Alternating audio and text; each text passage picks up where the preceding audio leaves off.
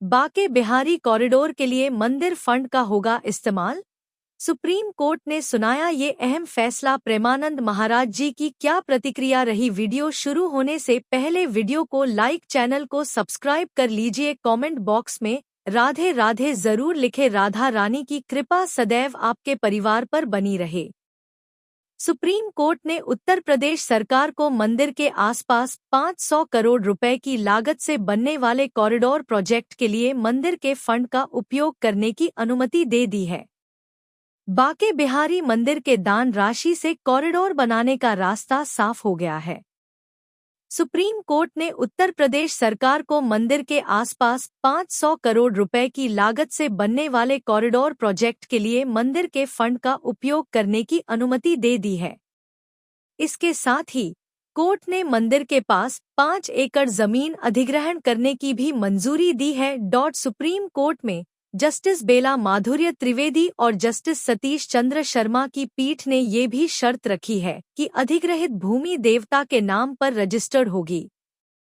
Supreme court की justice बेला M Trivedi और सतीश चंद्र शर्मा की बेंच ने कहा कि बाके बिहारी जी ट्रस्ट ने देवता और मंदिर के नाम से बैंक में फिक्स्ड डिपॉजिट करवा रखा है।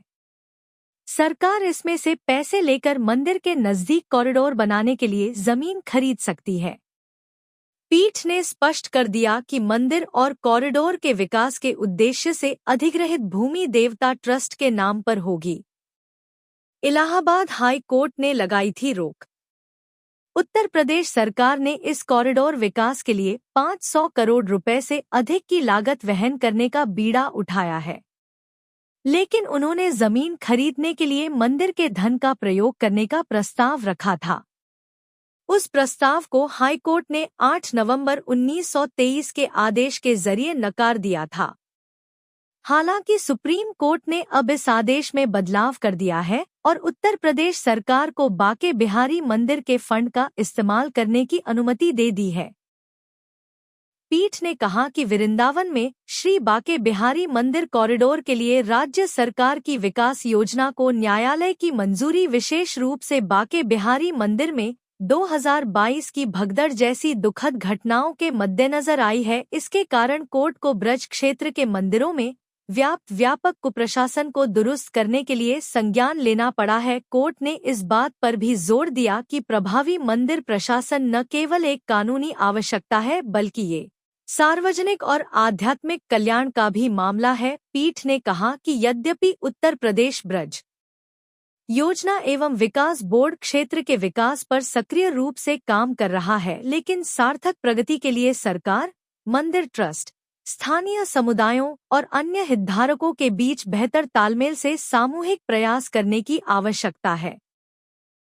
यमुना नदी, केशी घाट, विश्राम घाट और कुसुम सरोवर जैसे प्रमुख धार्मिक स्थलों पर भी ध्यान केंद्रित करने और उन्हें सुंदर बनाने की आवश्यकता है। इससे श्रद्धालुओं को आध्यात्मिक रूप से संतुष्ट और आरामदायक अनुभव मिल सकेगा। पीठ ने टिप्पणी की कि मथुरा और वृंदावन ऐतिहासिक और पौराणिक शहर हैं। इनका वर्णन अधिकांश धार्मिक ग्रंथों में मिलता है। पूरे साल लाखों देसी विदेशी भक्त और सैलानी यहाँ आते हैं ऐतिहासिक मंदिरों में दर्शन करने और भगवान कृष्ण और अन्य देवताओं के आशीर्वाद पाने के लिए। यहाँ तीर्थयात्रियों की भारी भीड़ उमड़ती है। मथुरा और वृंदावन दोनों तीर्थों में भक्तों की बड़ी संख्या को देखते हुए चौड़ी सड़कें, पार्किंग स्थल, धर्मशालाएं, अस्पताल और अन्य सार्वजनिक सुविधाओं की आवश्यकता है। उत्तर प्रदेश राज्य प्रतिवादी संख्या 4 द्वारा गठित ट्रस्ट पहले से ही मथुरा और वृंदावन कॉरिडोर के विकास के लिए बहुत अच्छा काम कर रहा है और उत्तर प्रदेश विधानमंडल द्वारा अधिनियमित अधिनियम यानी उत्तर प्रदेश ब्रज योजना और विकास बोर्ड अधिनियम 2015 दोनों शहरों के ऐतिहासिक महत्व को ध्यान में रखते हुए विकास का प्रावधान करता है।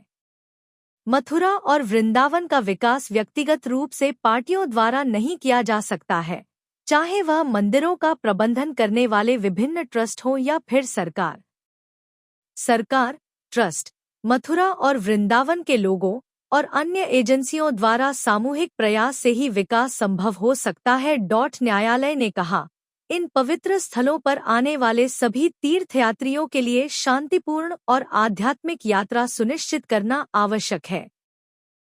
यमुना नदी, जिसे हिंदू धर्म में देवी माना जाता है और जिसे मृत्यु के देवता यम की बहन माना जाता है, पर भी ध्यान देने की आवश्यकता है, क्योंकि यमुना जी को पवित्र करने वाला माना जाता है और इसके पानी में डुबकी लगाने से व्यक्ति के पाप धुल जाते हैं। काशी घाट और विश्राम घाट का विस्तार और जीर्णोद्धार करने की आवश्यकता है।